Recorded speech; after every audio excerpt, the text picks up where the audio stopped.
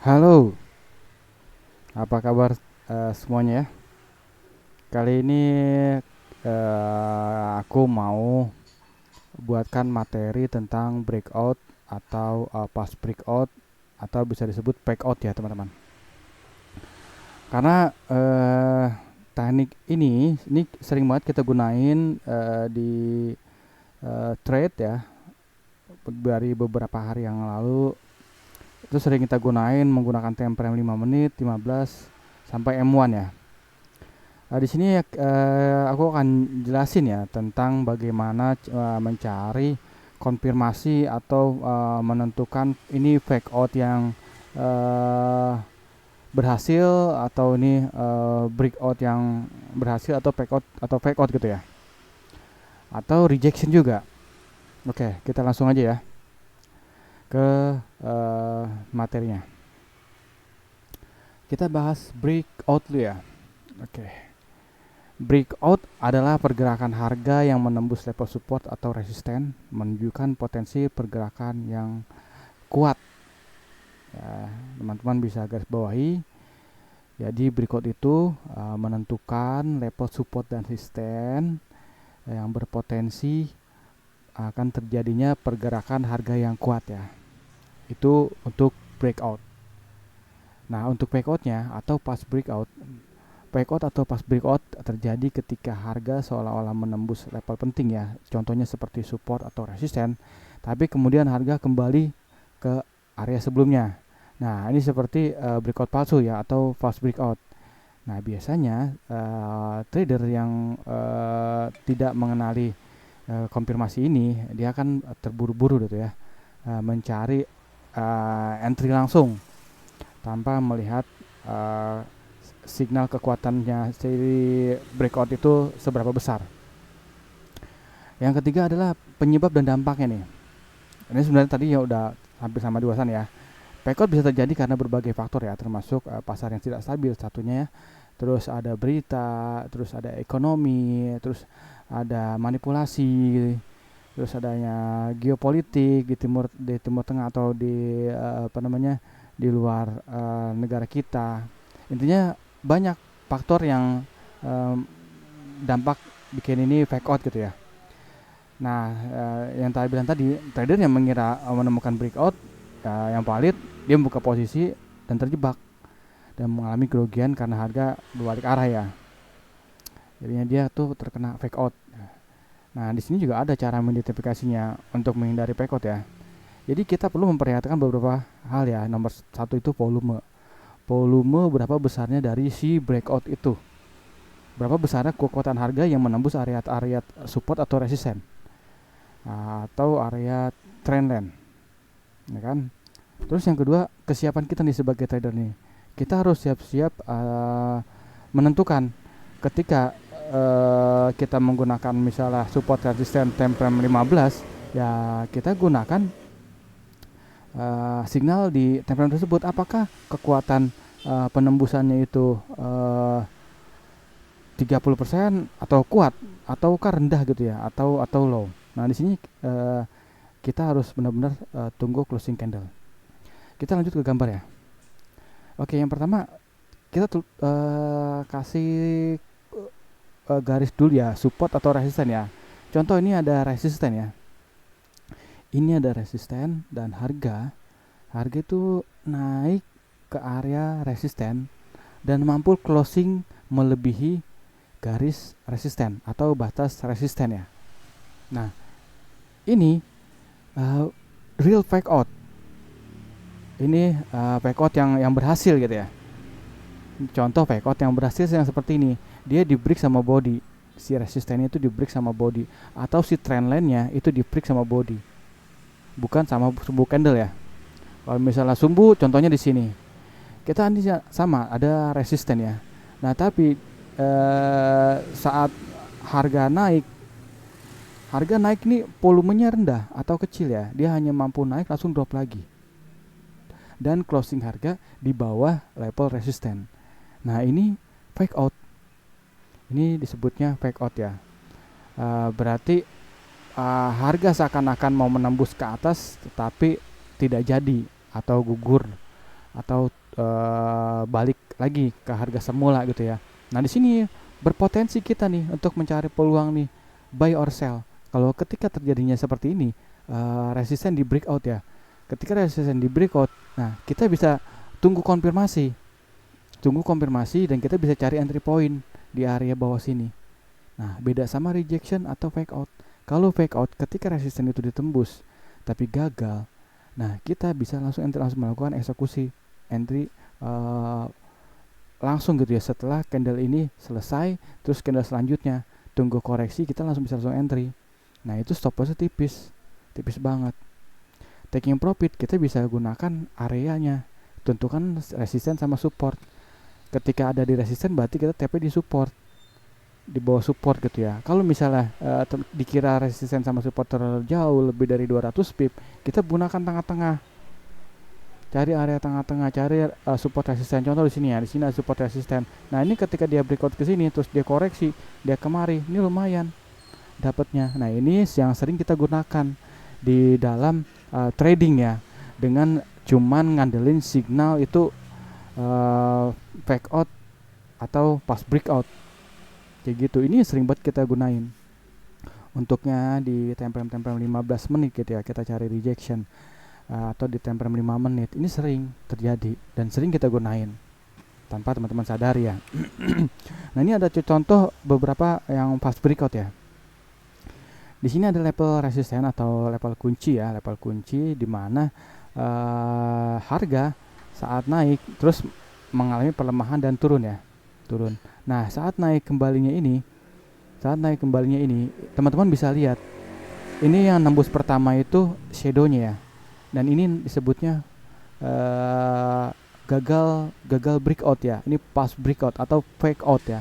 Nah, di sini ada konfirmasi nih. Nah, kita bisa tunggu di candle selanjutnya atau kita langsung entry point selanjutnya. Yang lebih aman kita tunggu sampai candle selanjutnya. Saat dia fake out di sini, dia koreksi ke atas naik lagi gitu ya. Baru kita langsung masuk entry. Target profitnya di mana? Karena di sini ada support terdekat, ya kita bisa ambil support terdekat ini. Yang kedua mana? Yang kedua bisa kita taruh paling bawah.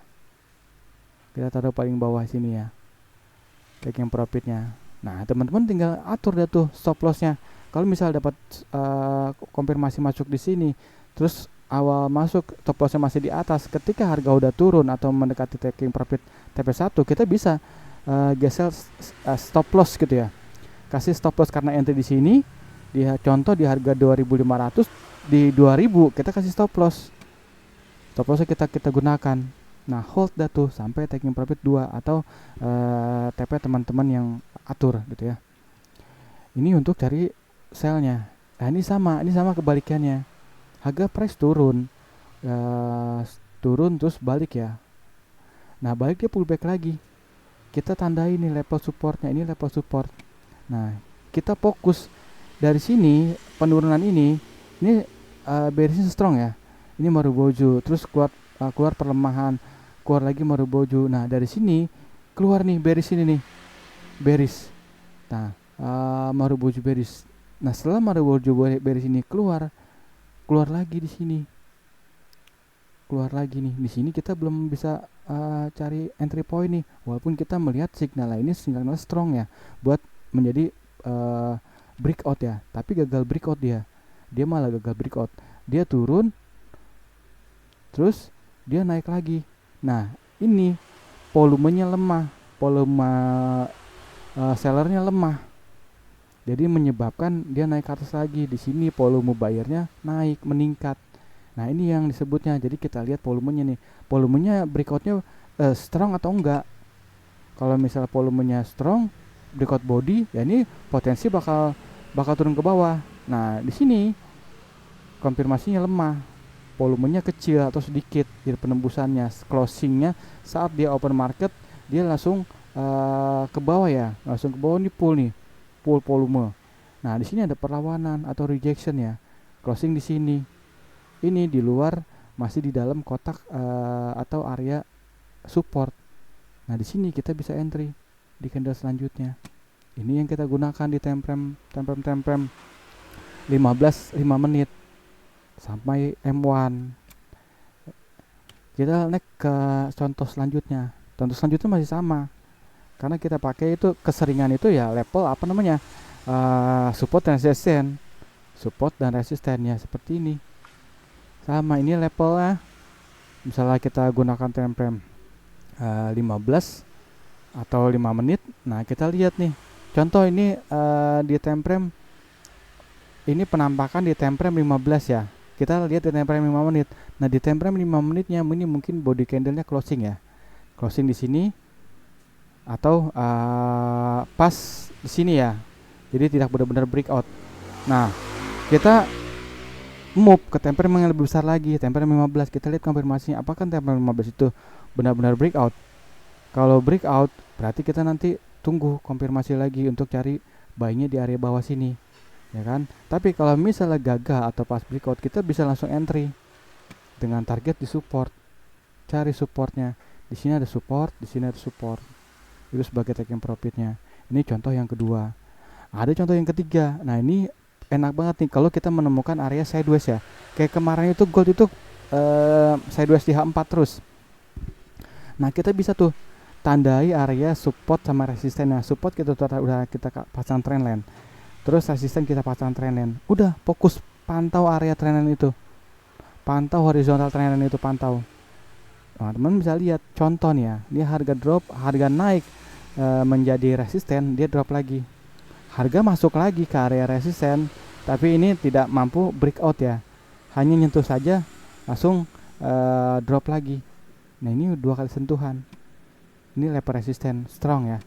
Nah, terus di sini baru dia membuat support baru nih. Dia naik, dia turun koreksi, tidak sampai area support ini, dia naik lagi. Nah, ini yang menguji nih.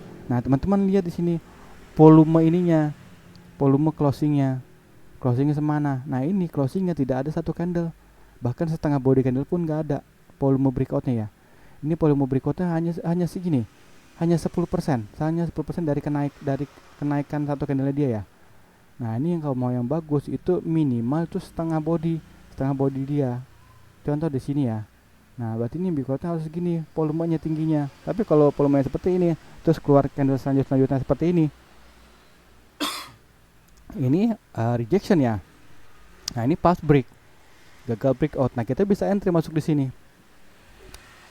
Masuk, sell, stop loss atas. Ketika kena TP1 atau kena support, kita bisa gesel gunakan sell plus, tahan sampai TP2. Udah seperti itu. Seperti itu teman-teman. SOP-nya untuk cari breakout sama nentuin breakout sama pas breakout ya, sama entry signalnya. Nah, ini yang perlu teman-teman pahami ya. Teman-teman pahami kuncinya. Ini yang perlu dipahami. Nah, terus yang kedua ini pola candlenya. Ini tentukan dulu kalau mau cari breakout, tentukan area support sama resisten atau menggunakan trendline up atau trendline down ya. Trendline up ketika market sedang up, trendline down kita gunakan sedang down. Nah, gunakan juga SNR atau level support resisten. Pahami ini aja, pahami breakoutnya, terus gunakan time frame-nya.